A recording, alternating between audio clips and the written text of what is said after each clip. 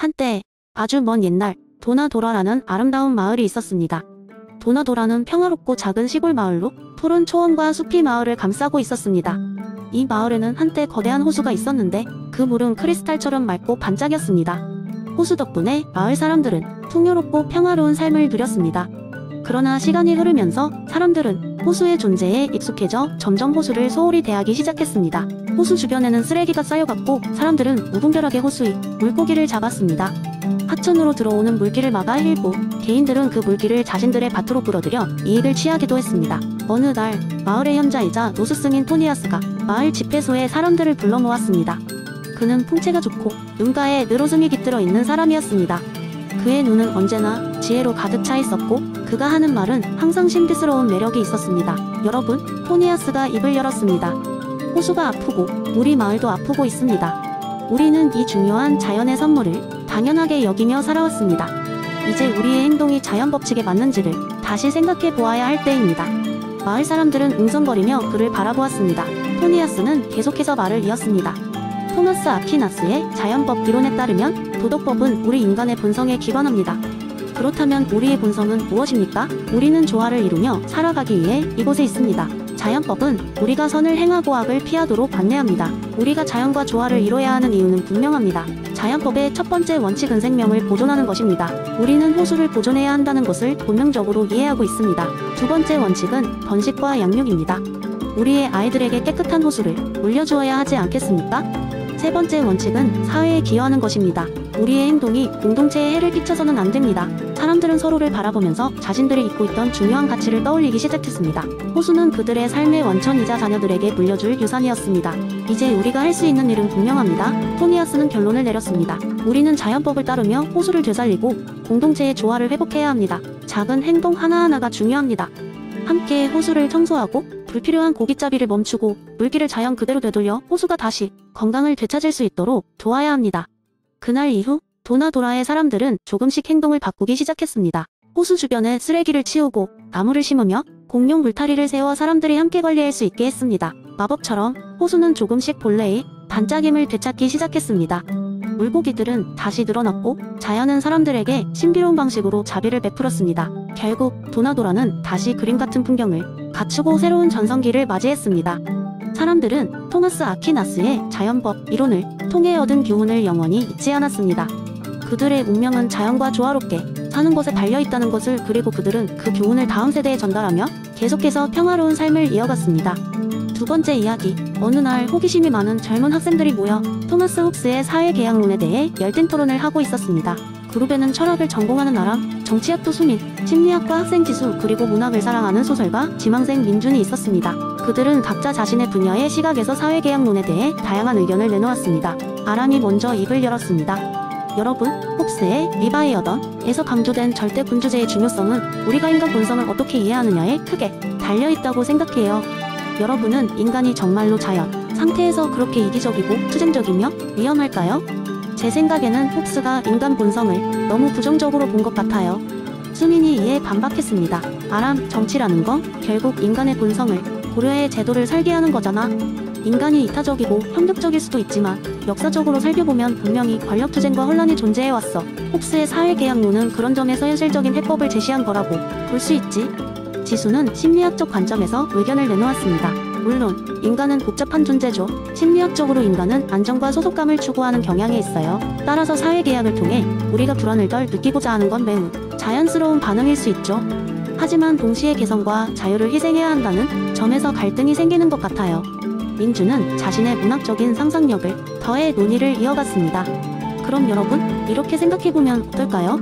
만약 인간들이 정말로 그런 불안한 자연 상태에 있었다면 그 상태에서 벗어나기 위해 신이 나타나 인간들에게 아주 특별한 책을 줬다고 말이에요.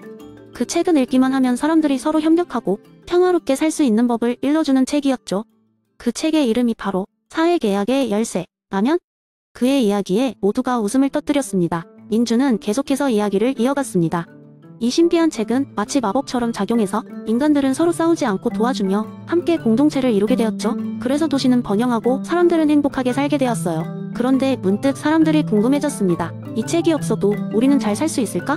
그래서 한 무리의 젊은이들이 그 답을 찾기 위해 모험을 떠났고 그 과정에서 서로에 대한 신뢰와 이해가 가장 중요한 계약임을 깨달았다고 합니다. 모두가 그의 이야기에 감동하며 박수를 쳤습니다. 이 논의를 통해 학생들은 홉스의 사회 계약론이 단순히 절대 군주제에 대한 논리가 아니라 인간이 어떻게 서로 신뢰하고 협력할 수 있는지를 탐구하는 보다 깊은 철학적 고찰임을 이해하게 되었습니다. 그날 밤 학생들은 이 썰을 통해 더 넓은 관점에서 사회 계약론을 바라보게 되며 인간의 본성과 사회 질서의 상관관계에 대한 흥미로운 담론을 이어갔습니다. 세 번째 이야기 한때 도심 속에 행복한 고슴도치 카페라는 특별한 곳이 있었습니다. 이 카페는 예쁜 장식들과 함께 고슴도치들이 뛰어놀며 손님들과 교감할 수 있는 사랑스러운 공간이었죠. 주인인 수지는 항상 손님들에게 고슴도치와 의료감을 통해 작은 기쁨을 주고 싶다고 말하곤 했습니다. 하지만 카페를 운영하면서 사람들뿐만 아니라 다른 동물들에게도 더 큰 이익을 제공할 방법을 고민하게 되었습니다. 그러던 어느 날 수지는 우연히 피터 싱어의 효율적 이타주의에 관한 책을 읽게 되었습니다. 그녀는 이 이론을 통해 자신이 삶을 다시 한번 돌아보게 되었습니다.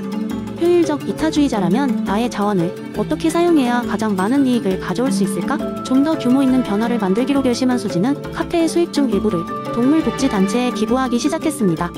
그러나 그녀는 기부금이 실제로 어떻게 사용되고 있는지 알 수 없어 답답함을 느꼈습니다.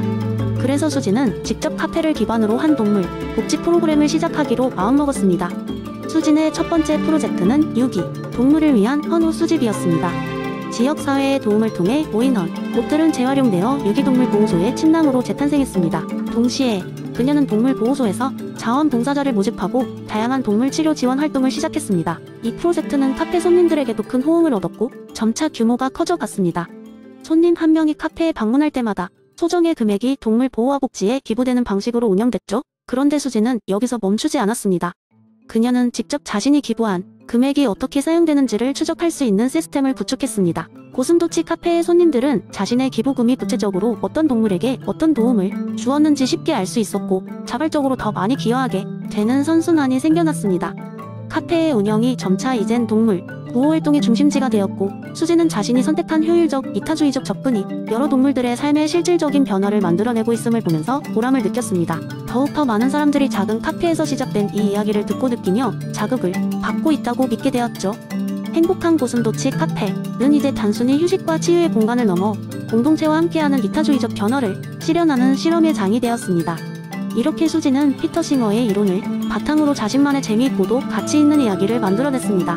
사람들은 이곳에서 커피 한 잔을 마시면서도 어떻게 하면 우리 모두가 좀 더 나은 삶을 살 수 있을지라는 생각을 떠올리게 되었고 이는 수진이 꿈꾸던 작은 변화의 시작이었습니다. 네 번째 이야기 어느 날 철학자이자 베스트셀러 작가인 마이크 누네도에 관한 강의를 준비하기 위해 도서관에 갔습니다. 그는 특히 엘리자베스 앤스콤의 이론에 깊은 감명을 받은 상태였습니다. 강의 주제는 의도와 커피 한 잔의 철학이었습니다. 그는 일상적인 행위인 커피 마시기를 통해 앤스콤의 의도 이론을 재미있게 풀어내고자 했습니다. 도서관에서 마이크는 앤스콤의 인텐션을 꺼내 읽기 시작했습니다. 의도적인 행위는 단순한 원인과 결과가 아니다. 그것은 지향성을 포함한다. 그의 머릿속에서는 이미 커피 한 잔을 만드는 과정을 어떻게 철학적으로 분석할 것인지에 대한 구상이 떠올랐습니다. 강의 당일 마이크는 청중들 앞에 서서 이야기하기 시작했습니다. 여러분, 지금 제가 커피 한 잔을 만들려고 한다고 가정해봅시다. 자, 컵을 집어들고 커피 머신에 물을 붓고 커피 찌꺼기를 넣는 행위는 단순히 물리적인 움직임이 아닙니다. 여기에는 특정한 의도가 담겨 있습니다. 바로 커피를 만들겠다는 목표이지요. 청중들은 그의 이야기에 점점 빠져들었습니다. 마이크는 계속해서 설명했습니다. 하지만 앤스콤의 관점에서 보면 이 행위의 의도는 더 깊습니다. 예를 들어 나는 단순히 커피를 마시기 위해서만 이 일을 하고 있는 것이 아닐 수도 있습니다. 어쩌면 나는 이 커피를 통해 피로를 덜어내고 싶을지도 모르죠. 그렇다면 내 의도는 피로 해소가 될 수도 있습니다. 그는 앤스콤의 이론을 차근차근 풀어가며 일상 속 행위들이 어떻게 의도에 의해 다양한 의미를 가질 수 있는지를 설명했습니다. 의도란 여러분이 단지 무엇을 했는지를 넘어서 왜 했는지를 설명해주는 열쇠입니다. 저는 여기서 커피 마시기를 통해 제 의도를 충족시키려고 하는 것이죠. 마이크는 이어서 청중들에게 질문을 던졌습니다. 자, 이제 여러분 생각해보세요. 여러분은 왜 커피를 마시나요? 단순히 맛있어서인가요? 아니면 더 큰 이유가 있나요?